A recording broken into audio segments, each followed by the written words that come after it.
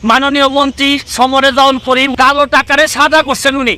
তাও মন্ত্রী হওয়ার আগে 10 তলা একটা বাড়ি আছে ওনার, যেটার নির্মাণ ব্যয় হয়েছে 15 কোটি টাকা। তুপকানা রোডে 2টি অফিস স্পেস, তারপর হচ্ছে গিয়ে জমি হচ্ছে গিয়ে অসংখ্য জমির মালিক। তারপর রাজধানীতে 4 শতাংশ জমিতে একটি বহুতল পাকা বাড়ি, যার মূল্য কয়েক কোটি টাকা। তারপর হচ্ছে গিয়ে আপনার পাইকপাড়ায় কেয়ারি বুরুজ ভবনে একটি ফ্ল্যাট আছে। পিরোজপুরে আছে ওনার নাজিরপুরা, আশেপাশের এলাকায় কোটি টাকার জমি ক্রয় করেছেন সমরেজাউল করিম। এটা আমার সমস্যাটা যে জায়গায় হয়েছে, এত জায়গা থাকার পরও, সম্পদ থাকার পরও, ঢাকা শহরে এরকম 2-3টা বাড়ি থাকার পরও উনি মন্ত্রী হওয়ার 1 মাস 2 দিনের মধ্যে আবার রাজুক থেকে প্লট বরাদ্দ নিছেন। তাও আমার কথা হচ্ছে যে কত টাকা লাগে একটা মানুষের। এই যে মৎস্য ও প্রাণী সম্পদ মন্ত্রণালয়ের তথ্য অনুযায়ী উনার জন্ম কিন্তু হচ্ছে 1962 সালে। 71 সালে যদি মুক্তিযুদ্ধ হয়ে থাকে তাহলে উনার বয়স হয় মাত্র 9 বছর। 9 বছর বয়সে উনি মুক্তিযোদ্ধা কিভাবে হলেন আমার জানা নাই, কারণ আমার মেয়ের বয়স 9। এই মেয়েকে স্কুলে পাঠাইতে গেলে একটা মানুষকে দিয়ে আমার স্কুলে পাঠাইতে হয়। তাহলে আমি কোনোভাবে মিলাইতে পারতেছি না যে 9 বছর বয়সে উনি কিভাবে মুক্তিযোদ্ধা হইলেন। এটা আমার কোনোভাবে মিলতেছে না। ডিজিটাল বাংলাদেশ দরকার, কিন্তু ডিজিটাল ব্যবস্থার অপব্যবহার করে যারা, তাদেরও বিচারের জন্য যদি ব্যবস্থা না হয়, সেটাও কিন্তু এক প্রকার দায় মুক্তি তাদের জন্য হয়ে যায়। মাননীয় সদস্য জনাব সৈয়দ সাইদুল হক হবিগঞ্জ 4 একটি সম্পূরক প্রশ্ন করুন। শুরু করিতেছি মহান আল্লাহর নামে, যিনি পরম করুণাময় এবং অত্যন্ত দয়ালু। মৎস্য ও প্রাণী সম্পদ মন্ত্রী তিনি হচ্ছেন গিয়ে আমাদের মাননীয় মন্ত্রী সমরেজাউল করিম। উনি হচ্ছেন গিয়ে আমার জন্য একটি আইডল, আদর্শের জায়গা বলতে পারেন। আমি ওনাকে আদর্শ হিসাবে মনে করি এবং মনে করতাম আগে থেকে। ওনার কথা শুনলে আমার কাছে মনে হতো আমি হাঁ করে তাকিয়ে থাকতাম যে এত সুন্দর কথা বলেন, এবং আমি ওনার মতোই হতে চাইতাম। কিন্তু আজকে যখন দেখলাম যে একটা নিউজ আসছে, আমি জানি না আপনারা দেখেছেন কিনা, সমকালে একটা নিউজ আসছে। এই নিউজটা পড়ার পর আমার কাছে, এই সমকালের নিউজটা আমার কাছে পড়ার পর আমার মনে হয়েছে যে 2-1টা কথা আমার মনে হয় বলা উচিত।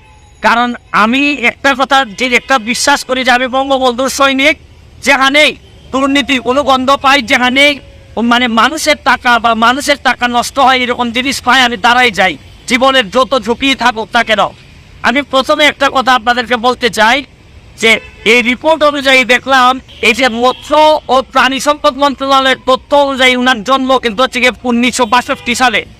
1962 সালে উনার জন্ম হয়ে থাকলে উনি মুক্তিযোদ্ধা হিসাবে দাবি করতেছেন, উনার সার্টিফিকেট আছে মুক্তিযোদ্ধার। এবং উনি 71 সালে যদি মুক্তিযুদ্ধ হয়ে থাকে তাহলে উনার বয়স হয় মাত্র 9 বছর। 9 বছর বয়সে উনি মুক্তিযোদ্ধা কিভাবে হলেন আমার জানা নাই, কারণ আমার মেয়ের বয়স 9। এই মেয়েকে স্কুলে পাঠাইতে গেলে একটা মানুষকে দিয়ে আমার স্কুলে পাঠাইতে হয়। তাহলে আমি কোনোভাবে মিলাইতে পারতেছি না যে 9 বছর বয়সে উনি কিভাবে মুক্তিযোদ্ধা হইলেন। এটা আমার কোনোভাবে মিলতেছে না, প্রথম প্রশ্ন। পরের প্রশ্ন হচ্ছে গিয়ে দেখেন, উনি দেখলাম রিপোর্ট অনুযায়ী কালো টাকারে সাদা করছেন উনি, তাও মন্ত্রী হওয়ার আগে। আচ্ছা ধরে নিলাম যে ওনার টাকা আছে, অনেক টাকা আছে, উনি স্বনামধন্য আইনজীবী। এখন কালো টাকারে তিনি সাদা করেন, তার পক্ষে কিন্তু উনার মন্ত্রণালয়ে যত মানুষ দুর্নীতিবাজ আছে, যারা কালো টাকার মালিক, তাদেরকে তো নৈতিকভাবে উনি কোনো কথাই বলতে পারবেন না, কারণ উনি নিজেই তো কালো টাকার মালিক ছিলেন, যেটা উনি সাদা করছেন এই রিপোর্ট অনুযায়ী এখানে স্পষ্ট আছে। এরপরে আমি আপনাদেরকে আরো জিনিস দেখাইতে চাই। আশ্চর্য লাগে যে একটা মানুষ, উনি নিশ্চয়ই আমাদের চেয়ে অনেক ধনী, ওনার সম্পদের হিসাবটা আমি একটু এখান থেকে আপনাদের কাছে পড়তে চাই। যে ওনার হচ্ছে গিয়ে রাজুকের 854 নম্বর দাগে হচ্ছে গিয়ে 10 তলা একটা বাড়ি আছে ওনার, যেটার নির্মাণ ব্যয় হয়েছে 15 কোটি টাকা। তুপকানা রোডে ওনার হচ্ছে গিয়ে 2টি অফিস স্পেস, তারপর হচ্ছে গিয়ে জমি হচ্ছে গিয়ে অসংখ্য জমির মালিক। তারপর রাজধানীতে 4 শতাংশ জমিতে একটি বহুতল পাকা বাড়ি, যার মূল্য কয়েক কোটি টাকা। তারপর হচ্ছে গিয়ে আপনার পাইকপাড়ায় কেয়ারি বুরুজ ভবনে একটি ফ্ল্যাট আছে।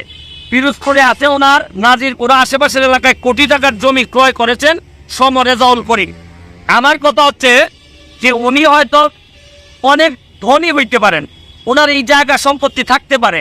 এটা আমার সমস্যাটা যে জায়গায় হয়েছে, এত জায়গা থাকার পরও, সম্পদ থাকার পরও, ঢাকা শহরে এরকম 2-3টা বাড়ি থাকার পরও উনি মন্ত্রী হওয়ার 1 মাস 2 দিনের মধ্যে আবার রাজুক থেকে প্লট বরাদ্দ নিছেন।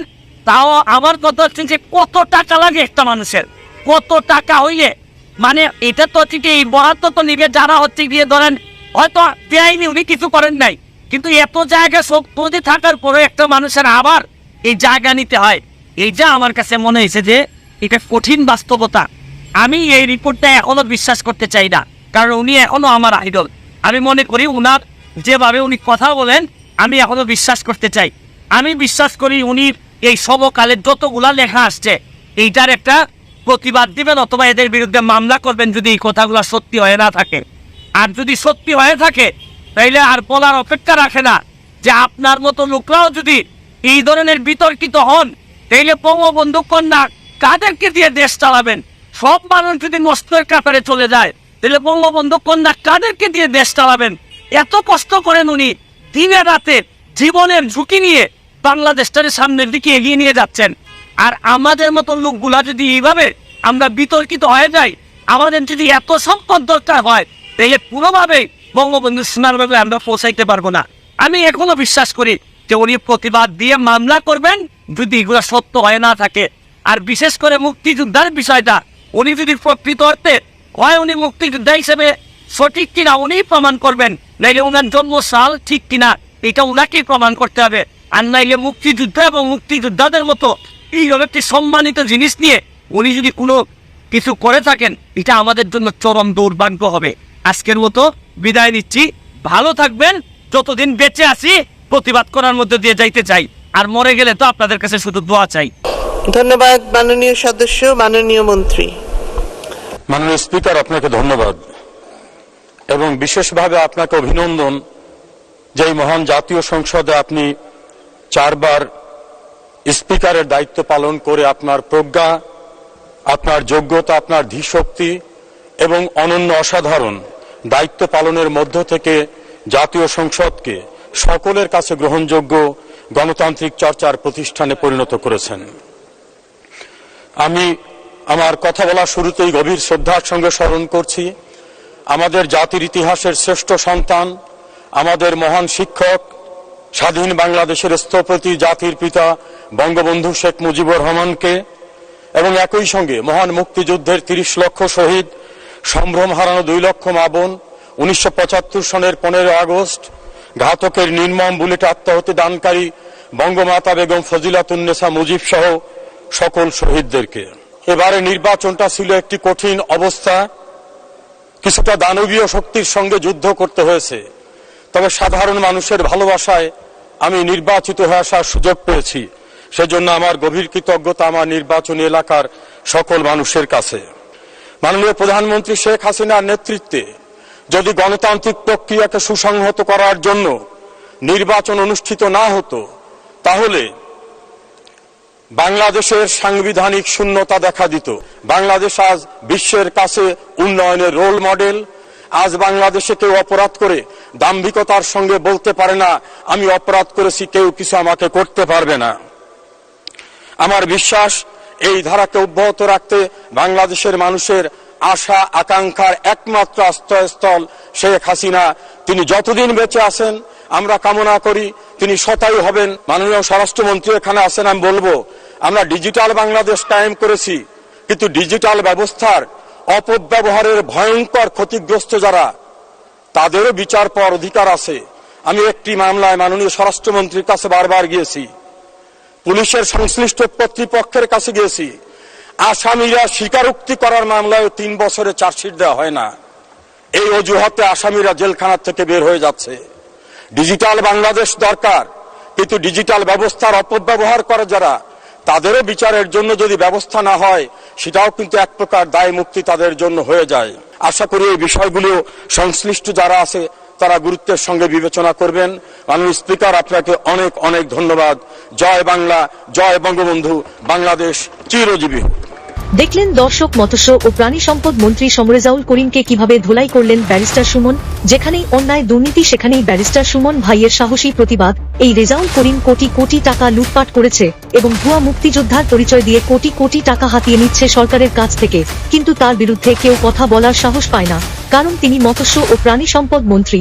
যেকোনো সময় যেকোনো মানুষকে ঘুম করে ফেলতে পারেন তিনি। কিন্তু দেখুন, বাংলাদেশ একজন সাহসী বীর পুরুষের জন্ম হয়েছে যে কিনা এসব এমপি মন্ত্রীদের কোন পাত্তাই দেন না।